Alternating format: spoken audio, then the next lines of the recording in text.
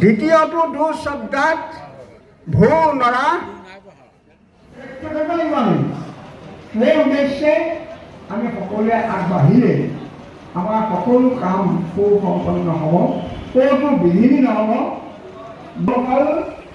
আজি বৰ দীঘলীয়াকৈ ভাষণ দিয়া সভা নহয় এখন, আৰু তাত আমি কাই বাক্য মনৰ তিনিটাকৈ 9টা ধৰ্ম পালন ৰক্ষণ। প্ৰথমে দান আহিল,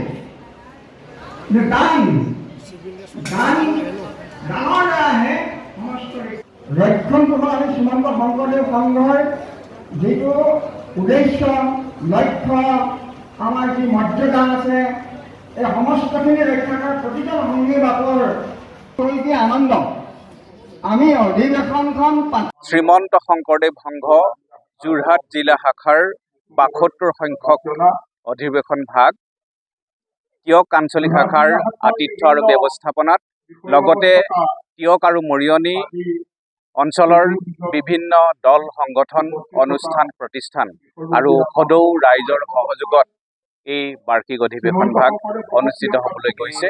যোৰহাট জিলা শাখাই কৰ্ম আঁচনি আৰু দিনপঞ্জী প্ৰস্তুত কৰিছে। এই দিনপঞ্জীত এই বাৰ্ষিক অধিৱেশনৰ দিন ঠিক কৰিছে। ইতিমধ্যে 2027 চনৰ জানুৱাৰী মাহৰ 29, 30, 31 এই 3দিনীয়া কাৰ্যসূচীৰে এই বাৰ্ষিক অধিৱেশন ভাগ অনুষ্ঠিত হ'বলৈ গৈছে।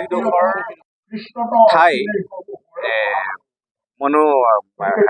নিৰ্বাচন কৰিছে, তাৰ ভিতৰত প্ৰথম ঠাই হিচাপে টিয়ক আঞ্চলিক শাখাৰ নামঘৰৰ কাষতে থকা এই পথাৰ ভাগকে প্ৰথম স্থান দিছে। আমি আশা কৰিছোঁ জিলা শাখায়ো এইটো ক্ষেত্ৰত প্ৰথম স্থান হিচাপে টিয়ক আঞ্চলিক শাখাৰ নামঘৰৰ পথাৰতে যে অনুষ্ঠান ভাগ হ'বলৈ আমাক অনুমোদন আগবঢ়াব। কৃষ্ণ। যোৰহাট জিলাত আমাৰ 16খন আঞ্চলিক শাখা আছে, তাৰে এক অন্যতম শাখা টিয়ক আঞ্চলিক শাখা। 3দিনীয়া কাৰ্যসূচীত আমাৰ বৰ্ণাঢ্য কাৰ্যসূচী থাকিব, বিভিন্ন আমাৰ সাহিত্য সংস্কৃতিৰ বিষয়ক বিভিন্ন ধৰণৰ কাৰ্যসূচী থাকিব। বিশেষকৈ আমাৰ মহাপুৰুষ গুৰুজনাৰ অংকীয়া নাট আমাৰ 3টা দিনতে আমাৰ এই অংকীয়া নাট প্ৰদৰ্শন হ'ব, আৰু বিশেষকৈ আমাৰ সাহিত্য সংস্কৃতিৰ কাৰ্যসূচী থাকিব। বিভিন্ন ধৰণৰ আমাৰ গুৰুজনাৰ সৃষ্ট গীত বাদ্য এইবিলাক প্ৰদৰ্শন হ'ব।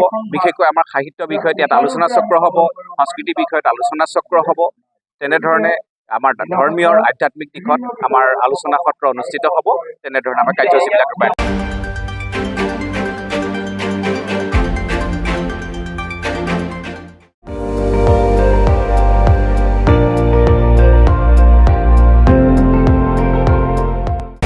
আপুনি চাই আছে ND24, সৰ্বশ্ৰেষ্ঠ নহয় সৰ্বোত্তমৰ দৌৰত।